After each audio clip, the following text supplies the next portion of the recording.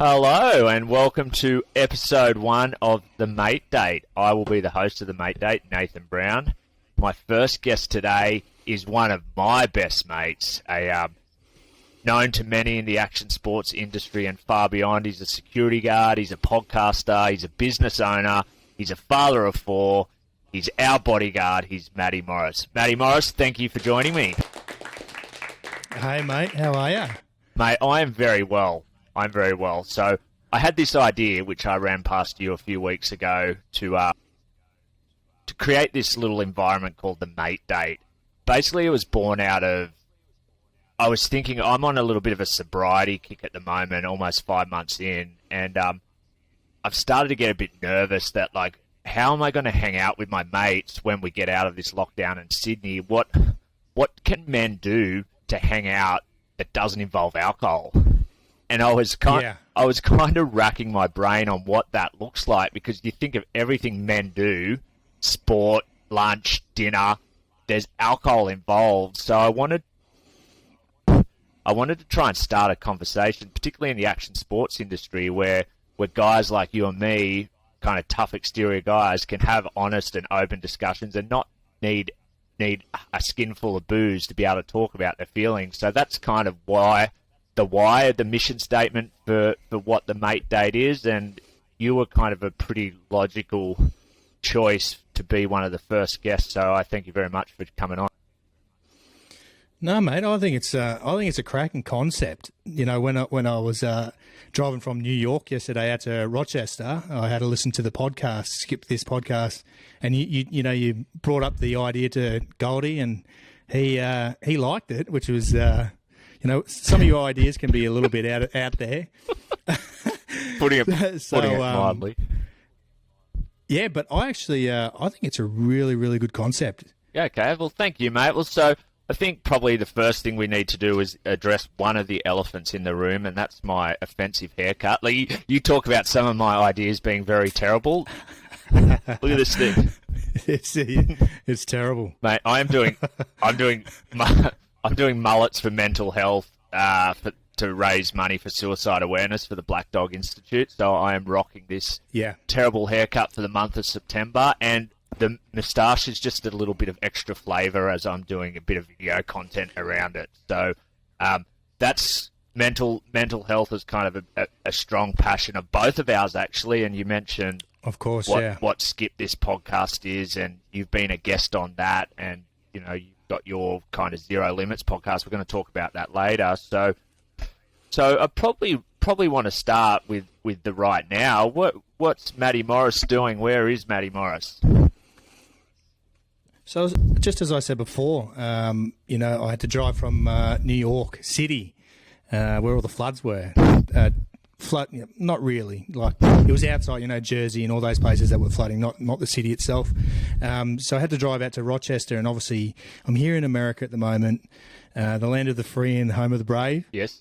For Nitro Circus. Yes. And as you know, it's quite weird at the moment because you're not here. Yes. And especially Half as well. It's weird not seeing you guys. But yeah, again, I'm here with Nitro. We're back on tour for the first time since April. Was April last year? Yeah, March. I can tell you, March 14th, 2020.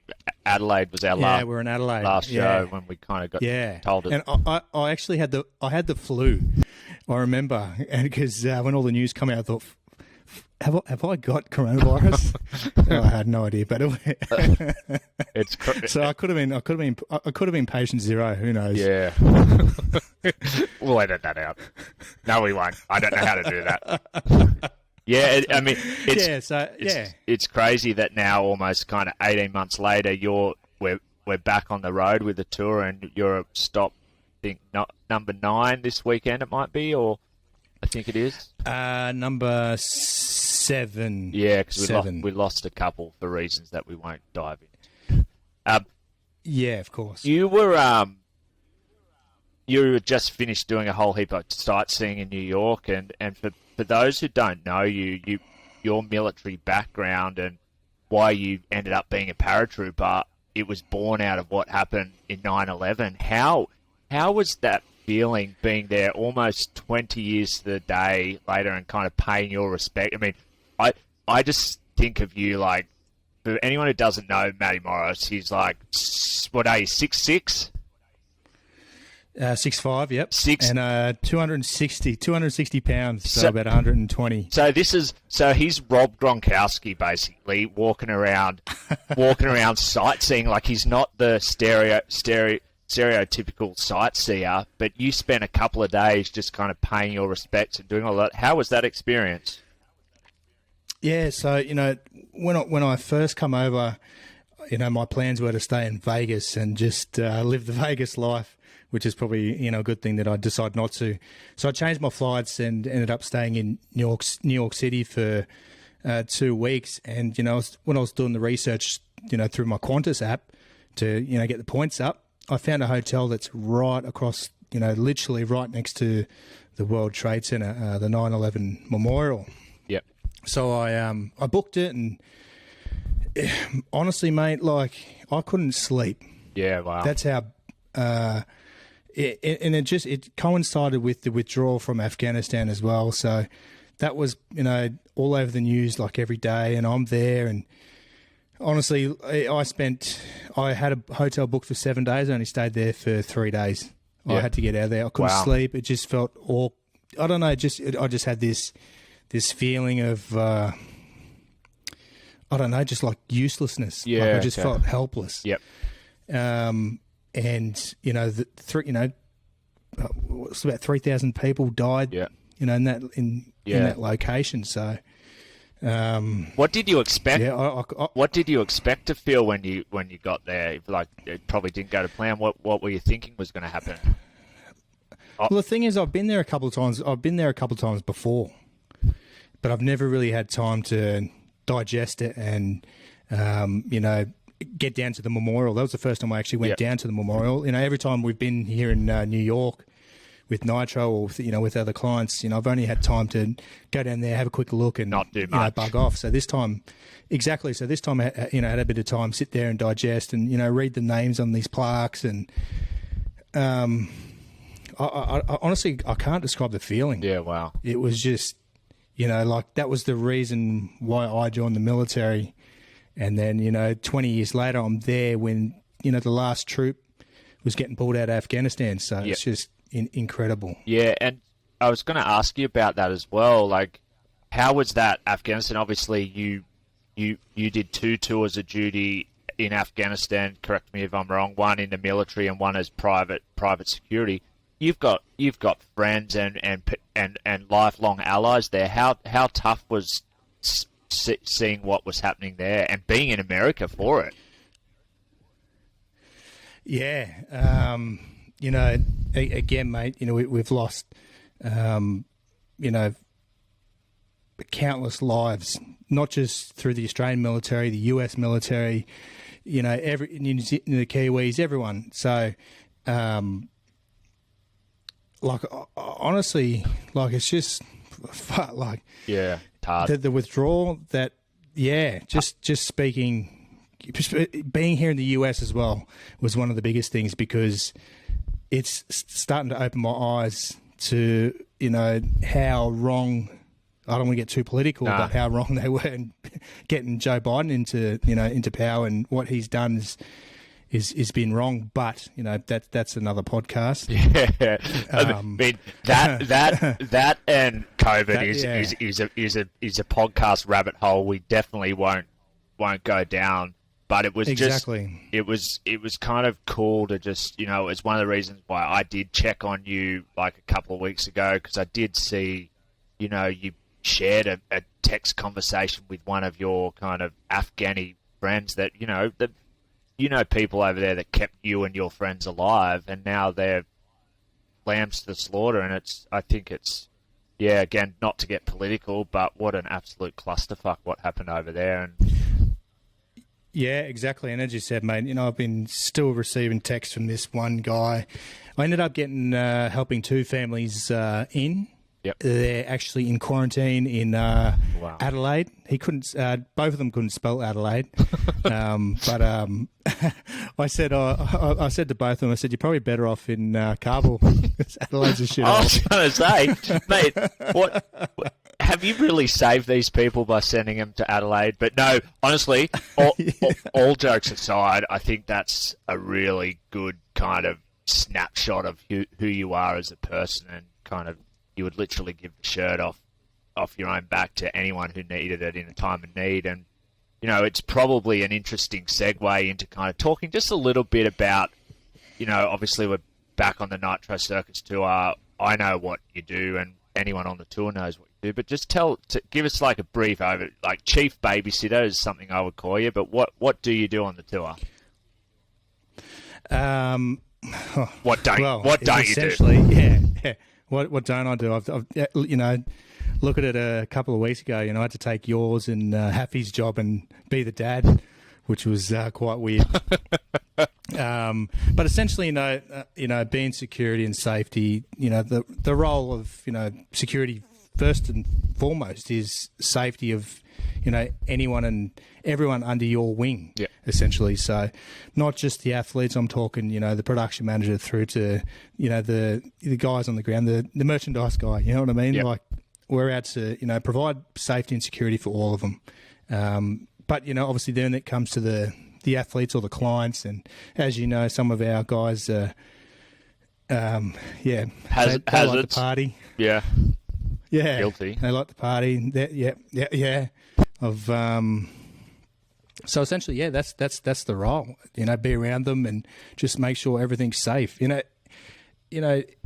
Also, you know, when it comes to the venue as well. So, you know, I'm doing risk assessments. I'm doing, you know, emergency management, evacuation plans, and, you know, dealing with all that type of stuff as well. Yeah, there's a lot of dirt, like most jobs in the event industry. Like you see on social media, the glitzy and glamour side, but there's a lot of dirty work, and I don't think anyone's work is dirtier than yours, because the work you do like saves and protects lives, particularly in this modern day climate. I wanted to just kind of talk about, we touched on Afghanistan and, you know, being misunderstood as a country. We kind of shared a pretty humbling experience in Saudi Arabia as part of that tour, didn't we? Whereby your version of events is very funny. Like obviously, It wasn't. I don't know. That was something that I've never experienced before, and it was weird. Very weird. I'll set the scene for part one. So we had been told, you know, we were told we couldn't bring women. We were told we were going to be bunkered down in this in our hotel, and which was in all the embassies part of Riyadh, Saudi Arabia. We were told just how dangerous it was.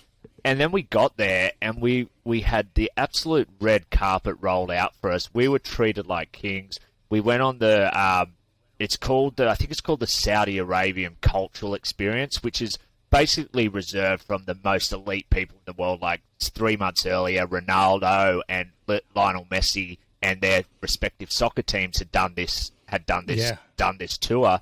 So we got on this tour and we were given the clothing, the kind of shisha packs, ate with them, went and saw the King's Castle, played soccer in the streets, and it was like, honestly, it was one of the most humbling experiences of my life. And probably just, you know, we went into the mosque and we watched the Muslims pray, and it was an unbelievable learning and cultural experience for us. And then it kind of, obviously, it took a couple of interesting twists and turns in the last 24 hours we were there. Show day morning, Travis hits me up, Travis Pastrana, and he says, "Oh, listen, I need you to do 8 tickets for this guy." And this guy happens to be Osama bin Laden's nephew. And I'm like, okay, listen, I've had some weird ticket requests over the years, but this is gold medal status. He's like, oh yeah, one of his people is going to pick us up and take me to his compound. And I'm like, okay. of course, the first person I call is Matty Morris, and I'll just say, like, listen, I don't want to be a snitch because snitches get stitches, but this is what Trav is planning to do, and he was just going to go, and because that's what Trav does.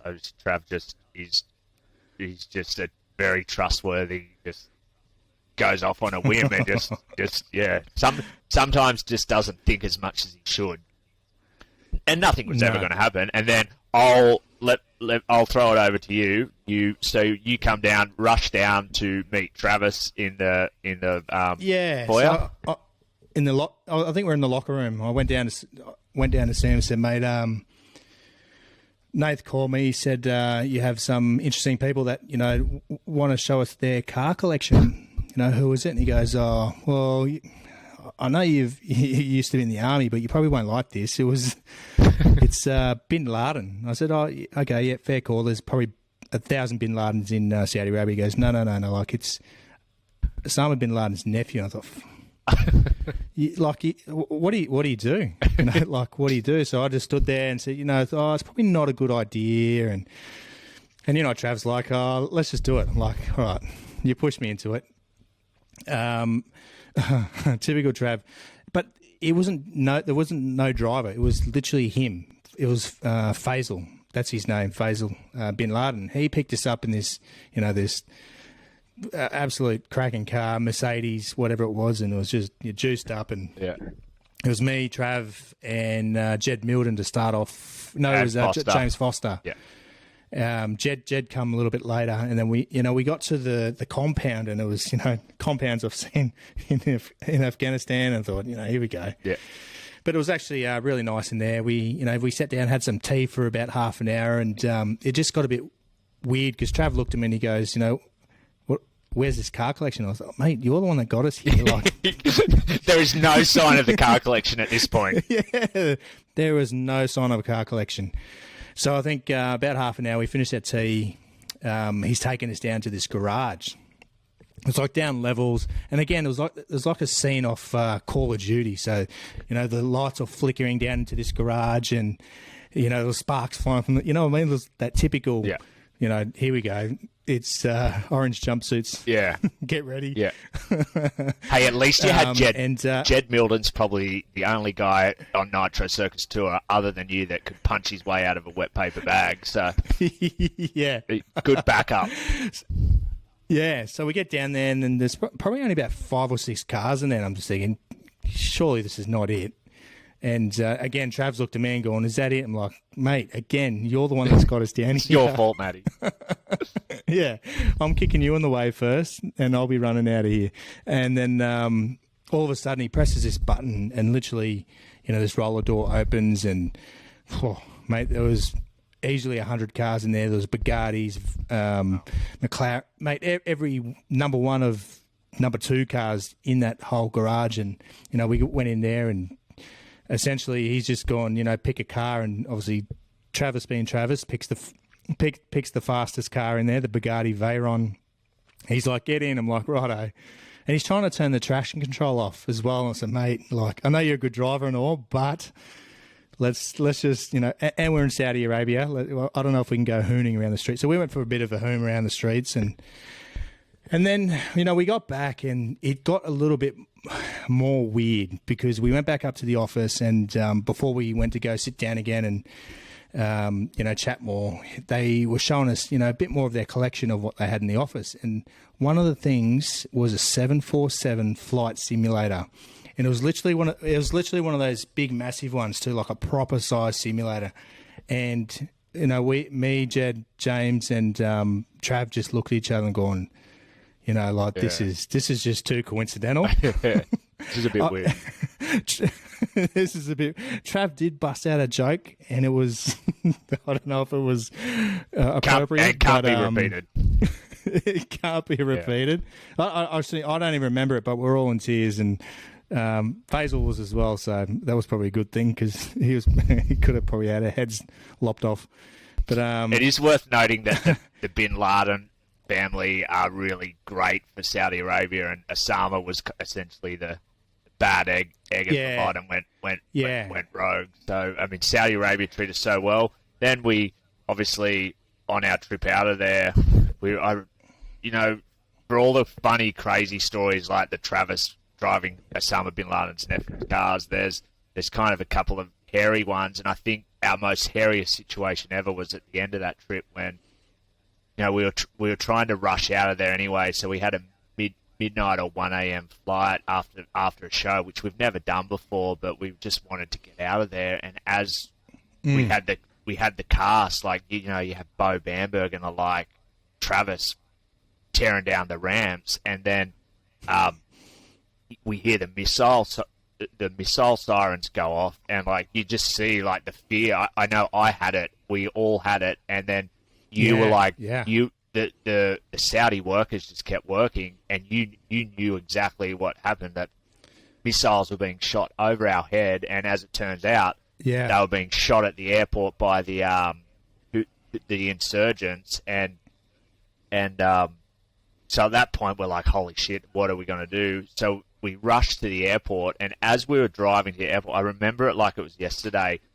remnants of the missile that got shot down a kilometre out from the airport, and just the Saudi police just standing around it, just roping off the bomb. This was everyone was so calm, and then we get to the airport, and there's thousands and thousands of people trying to get out of there, and all the flights are cancelled, and somehow we were the last flight out to get to Abu Dhabi, and we get to the lounge in Riyadh in Saudi Arabia, and at this stage there's no alcohol in the country, so we're just all freaking out. But I remember that first beer when we got on that plane was just, wow, that was just a dicey experience. and you know what, if it wasn't for you and your calmness, that situation could have been 10 times worse. Yeah, mate. It's funny because when they call it a CRAM, it's like an anti-air, shoots out the missiles. And as soon as I heard that go off, I knew exactly what it was. Yeah. And it was funny because a lot of the guys everyone started freaking out. We had a couple of tweakers on the tour at that stage too, so they were on the tweak. At the end of the day, mate, it was a cracking experience. How many people get to go to Saudi Arabia, do a show. Not to mention, with that show was the first time males and females could sit together. In the crowd. And we had the Saudi princes there as well, and it was. And again, mate, the Faisal bin Laden family, mate, they were amazing and great hospitality, and definitely nothing like his uncle. It's one of the best weirdest experiences of kind of our Nitro tenure, for